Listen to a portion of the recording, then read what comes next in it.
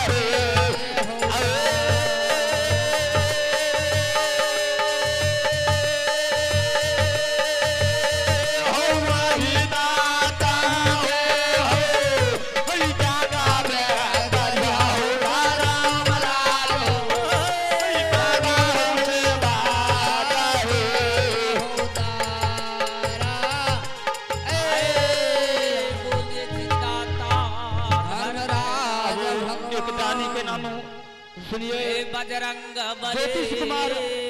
घर जागूर 11 रुपया का हनुमान बाबा धर्मराज जी की विशाल कुंज में दान दिलाया कोई दानी बाबू का लाख लाख धन्यवाद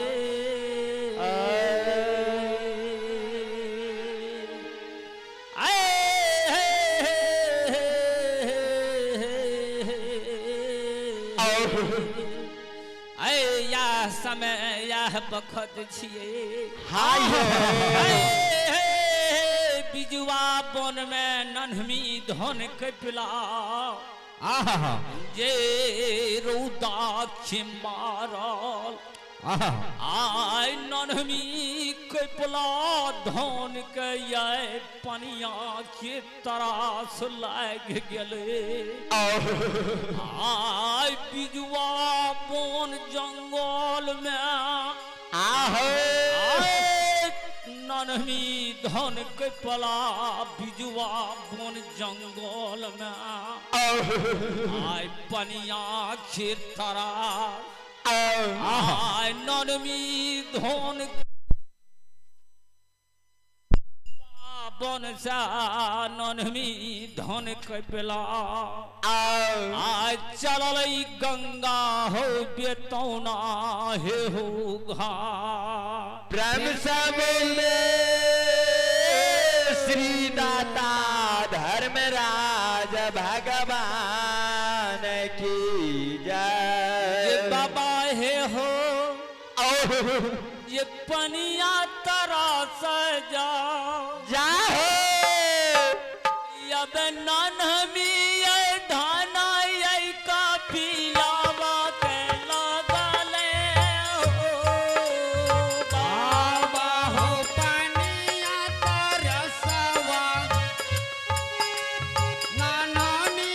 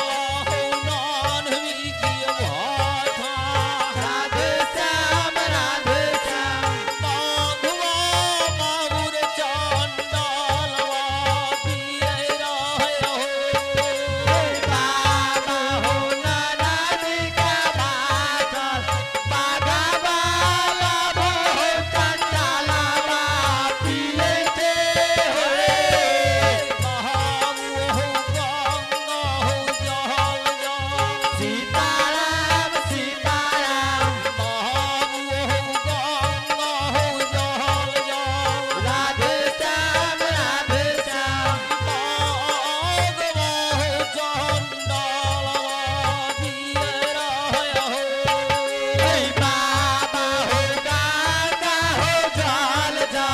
बागावा बाबू चंडाला पिए थे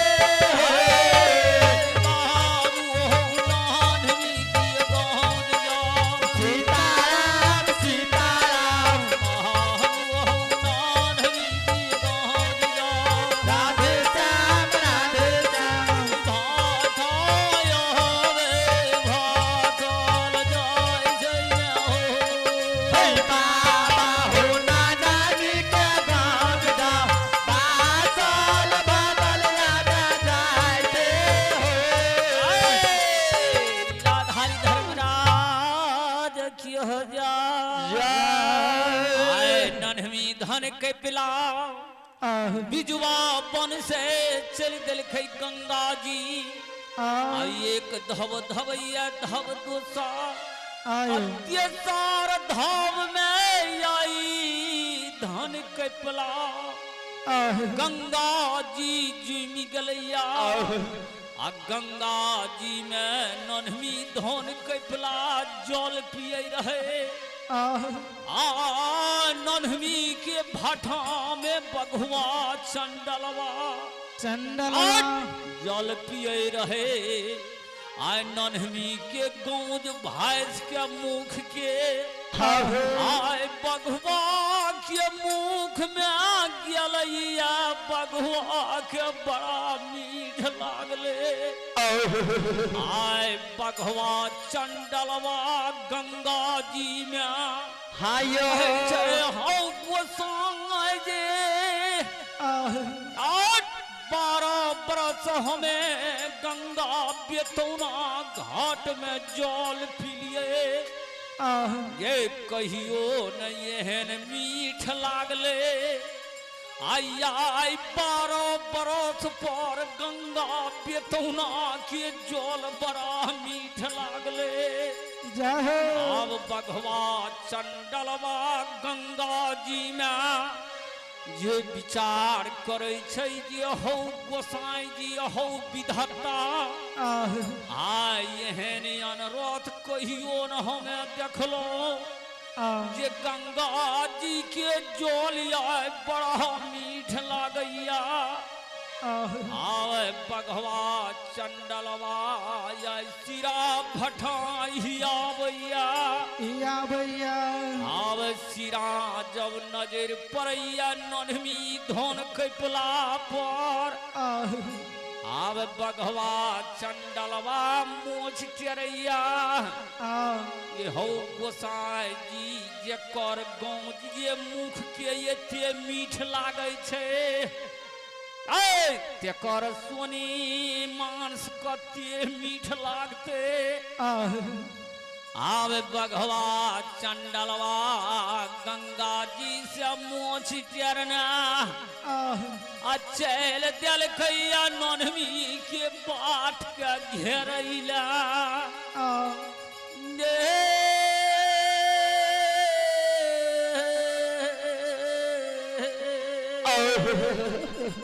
बघवा चंडलवा नन्हवी के बटिया में जाका आए बटिया रोए कि क्या आए बघवा चंडलवा बैठ रहले समय में नन्हवी धन कैपला आई गंगा जी से चल दिल कैया यनौन बोन जंगल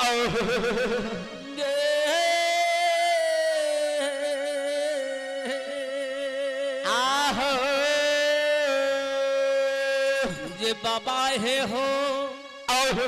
जे बटिया हो धई